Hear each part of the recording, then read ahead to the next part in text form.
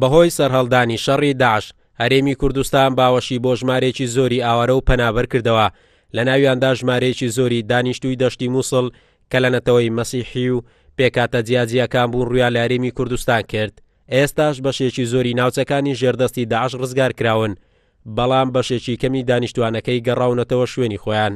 بەڕاستی ئەمە لە بدایەتی پێ 3 ساڵ کە دەزانێتەوە ناوکاری ساتی داعش کە ڕوویدا زۆربەی مەسیحەکان ڕوویان لۆ هەرێمی کوردستانیان کردووە، چونکە بە شوێنێکی ئەمینیان دیت هەرەوە بوو لە پارێزگای هەولێر ئێمە خۆمان لە عنکاوە نزیکەی 12,000 خێزان هاتنە عنکاوە و ئێستاش ئەوان بەردەوامن خزمەت و هەموو شتیان لۆیان دەدرێتەوە بڕێگای کەنیسە و بەڕێگای حکومەت بە هەموو ڕێگایەکانی تر. بەڕێوەبەری کاروباری مەسیحیەکان لە وەزارەتی ئەوقاف ڕای دەگەێنێت نمونەی پێکەوە ژیان لە نێو نەتەوە و ئاینە جیاجیەکان لە هەرێمی کوردستان ڕەنجی داوەتەوە. دەژڵێت بەوەی ئارامی و سەقام گیری لە هەرێم ژمارێکی زۆری مەسیحیەکان لە ناوەڕاست و باشووری عێراق ڕوویان لە هەرێمی کوردستان کردووە.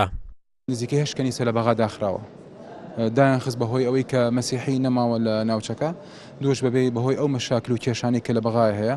ئێمڕۆ ئێمە لە کوردستان خۆشبەختانە ئەمە نمونەیەکی گەورەی پێکەوە ژیان و کۆکردنەوەی مەسیحەکانە لە کوردستان.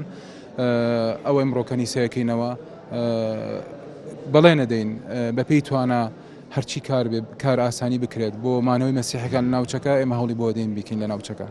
پێکاتەی مەسیحیەکان و نەتەوە و ئاینە جیاوازەکان مێژوویەکی کۆنی ژیانیان هەیە لە هەرێمی کوردستان. لە ڕابردووە و شێوەی نەتەوەی کورد لە بەڕێوەبردننی دەسەڵاتی سیاسی و تەنانەت خەبات و شۆڕشەکانی ژمارەیەک لە کەسایەتیەکانی ئەو پێکاتانە ڕۆلی بەرچاویان هەبووە، بەڵام دوای هێرشەکانی داعش بۆ ناوچە مەسیحی نشینەکان بەشێکی زۆریان ڕویان لە هەرێمی کوردستان کرد، دواتر بە شێوەی جیاجی هەرێمی کوردستانیشیان جێشت و بەرەو دەرەوەی هەرێمی کوردستان کۆچیان کرد. قارەمانجەوەر، کورسات نیوز، هەولێر.